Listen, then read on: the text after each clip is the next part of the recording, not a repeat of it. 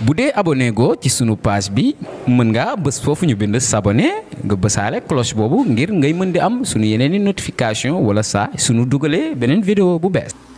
bon teewaay bi fii dafa nekk teewaay boo xamante ne képp kuy yëngatu ci wàllu di accueillir xale di am nooy jëf ba mun ko mettre ci ay anam yu gën a wóor voilà mu am lu mu laaj te loolu mu laaj mu am ñu ko yore ñoo xamante ne ñu ngi fii nguur gi yabal leen ñun tamit ñu war a collaborer ak ñoom maanaam li ñuy naan association yi waaye ñeneen ñoo xamante ne ñu ngi liggéey ci wàllu xale yi lëkkaloo boobu di am pour ñu gën a mën a ñoŋal mën a harmoniser seen jëfin pour que mën a xale bi mën a nekk ci anam yu gën a sécuritaire maanaam yu gën a wóor formation boobu nag la ñu nekkee fii pour mën a jokkalante approche. waaye ñuy gis am ñoo xam ne pàcc boobu la ñuy jàng mais bu ñu ñëwee yéen da ngeen leen doole xam-xam formé waat leen pour ñu mën a dox ci cas sociaux yooyu. waaw boo xoolee sax formation bi peut-être dañ koy wax nii rek dañuy naan tur formation la ñuy utiliser mais fii boo xoolee ne ku ci nekk am na as tuut soo xamante ne dañoo ñëw di weccoo xalaat ak di renforcer wante di fàttalante am yoo xamante ne woon mu ngi woon si nit ñi ñu jëm ko yeewaat pour def mise à jour lu dal voilà. mën nañu xam objectif bi lan la aussi. waaw objectif bi mooy ne xale dafa sensible donc li nga xamante ne tey da nga nekk ci benn centre di fa accueillir xale am na noo demee am na nu muy demee bu fekkente ne yow préparé wuñu la wala amul yoo xamante ne yee nañ ko ci yow di nga dem ba fàtte yow la war wala nga mën a fitnaal xale bi maanaam xale bi bu fekkonte ne bi muy ñëw dafa nekkoon ci benn niveau 5 ci wàllu frustration gi demee noonu soo moto yow di nga gën a yokk frustration voilà donc ndax juste rek ndax ñàkk yaakaar ne yaa ngi def lu baax wala peut-être mais ñàkk juste rek la nga xamante ne moom mooy ay jumtukaay pour mën ko gën a sécuriser. jërëjëf lan mooy appel bi kon. waaw appel bi dañuy wax ne rek am na structure yoo xamante ne ñi ngi taxaw mais képp ku ne ci population bi mu xamante ne moom il est concerné képp ku tax nekk ci conki bi rek mu xamante ne ku ci nekk ci niveau bi nga toll concerné nga voilà donc su ma mën a gën a leeral foofu parce que lu am solo la maanaam bu fekkente ne tey gis nga xale boo xamante ne mu ngi tumuranke nga war ko mën a dénoncer dem fañ koy war a waxee ko fa boo gisee koo xamante ne tey même bu fekkente ne xool nga ko ci mbedd mbaa mu nekk ci kër te nekkul ci ay anam yoo xamante ne sécuriser na ko am nañu ko fi toogal ñoo xamante ne boo demee dinañ la déglu nga war ko fa mën a wax ñooñu jël ko en charge. Bon, ma présence c'est juste dans le cadre dans un cadre d'échange d'approche donc sur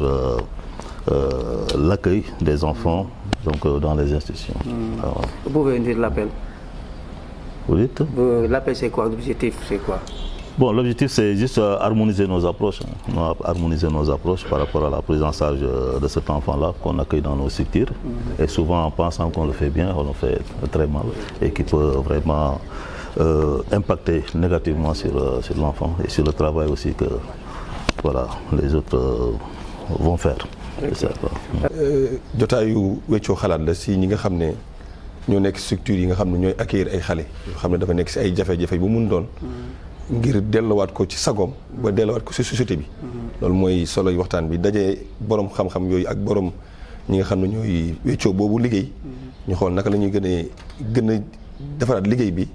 gën a xool ni ñu koy defee parce que yor xale yomb na jël ko yomb na mais naka nga koy yoree ba mën ko delloo ci fa mu jógee woon ci anam yi mu gën a rafetee loolu daal mooy solo si waxtaan bi. Monsieur le directeur, on peut savoir votre présence ici à l'ISRA? Je pense que c'est suite à une invitation de nos collègues de la COSET pour véritablement partager avec eux et par rapport à la prise en charge des enfants dans les structures d'accueil. C'est toutes les structures d'accueil concernées qui sont là en rapport avec tous les acteurs de la protection pour partager par rapport à cette thématique qui est très importante parce que de l'accueil dépend toute la procédure de la prise en charge. Je pense que c'est ça l'utilité de cette rencontre. Comment on prend en charge, on accueille ces enfants, comment on les prend en charge, quelles sont les différentes phases de la prise en charge et pour arriver à la réinsertion sociale, familiale ou tout court sociétale. C'est un peu l'objectif et l'utilité de cette rencontre. waaw tey maa ngi ñëw fii représenter CDPE bu Saint-Louis muy comité départemental de protection de l'enfant ñu ñëw pour ci invitation COSAED ak réseau dynamique international bon mu nekk activité boo xamante dañu ñëw ñoom mu jëm ci wàllu yokkaat ñi nga xamante ni ñoom ñooy yëngu ci wàllu xale ak taxawu xale protéger ko sàmm ko ñu ñëw ñun parce que dafa nekk li nga xamante ni suñuy mëbët la at bu ne ñu mëbët lépp li nga xamante ni soxla nañ ko ci ay jumtuwaay ak ay doxalin pour protection enfant boobu léegi ñuy def jëm ci wàllu woowu moo tax suñu teewaay fii tey ci ISRA. En français, est-ce qu'on peut savoir qu'est-ce que vous faites là, votre présence? Bon, moi je représente ici aujourd'hui le CDP de Saint-Louis et vous n'êtes pas sans savoir que dans le cadre du plan d'action annuel du CDPE de Saint-Louis, donc le renforcement de capacité des intervenants sociaux